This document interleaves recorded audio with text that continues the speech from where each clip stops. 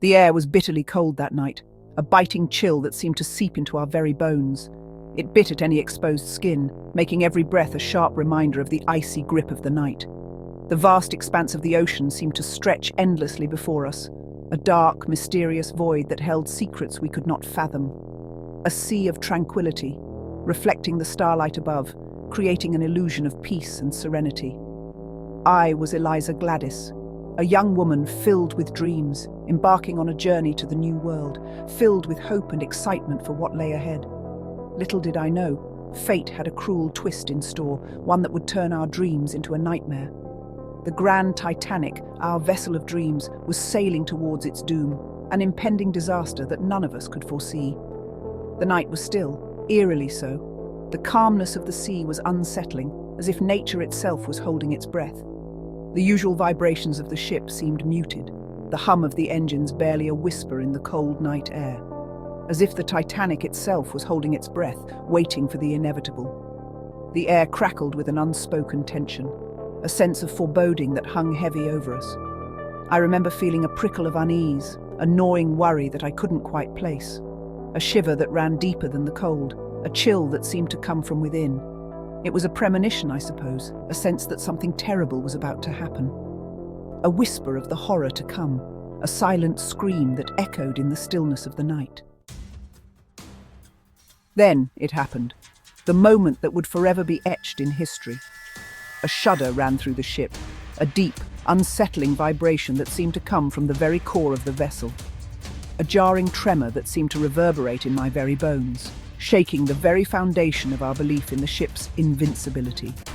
People stirred from their slumber, confusion etched on their faces, as if waking from a nightmare they couldn't quite remember. Whispers rippled through the decks, a wave of unease spreading among the passengers.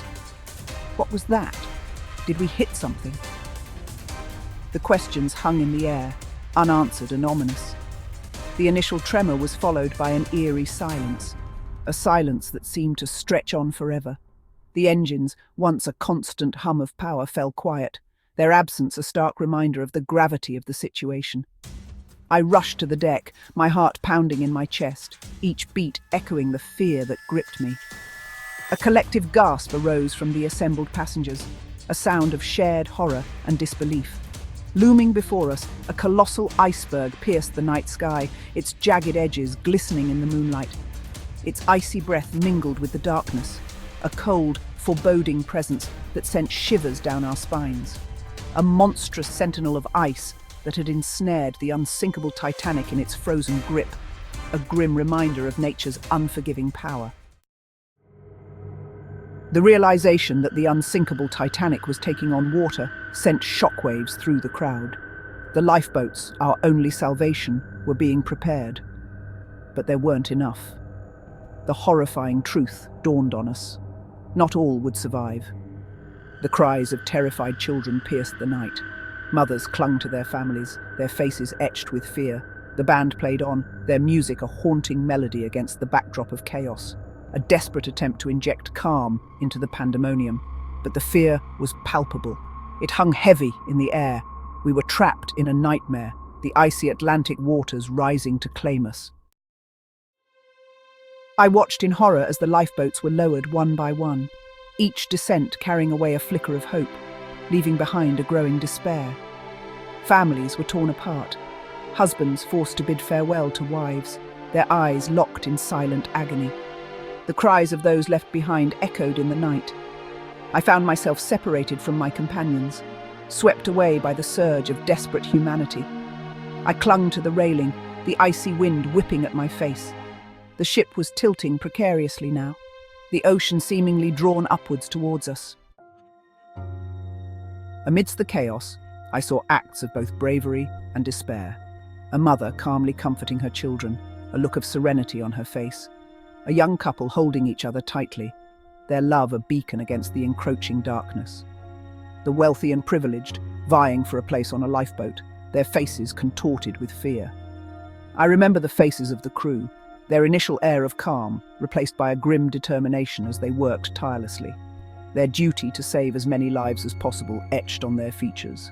They were heroes, facing death with unwavering courage. I don't remember how I ended up in the water. The chaos, the screams, the sheer panic, it all blurred together. One moment I was clinging to the railing, desperately trying to hold on. The next I was submerged in the icy depths, the cold piercing through every fibre of my being. I surfaced, gasping for air, my lungs burning, the frigid water closing in around me, numbing my limbs. I thought it was the end, the darkness, the cold. It felt like an eternal embrace. But then, a flicker of light, a lifeboat, a glimmer of hope in the overwhelming darkness.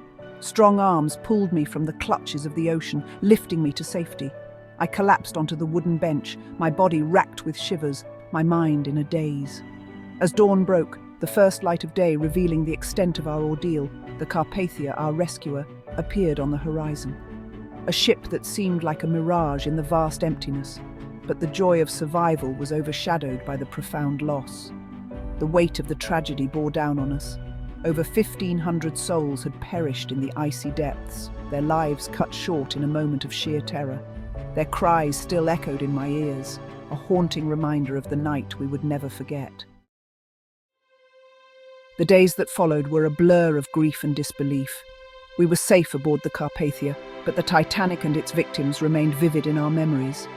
We were haunted by the what-ifs and the if-onlys. I had survived, but at a terrible cost. The trauma of that night would forever be seared into my soul. The world mourned the loss of the Titanic and its passengers. It was a tragedy that shook the world.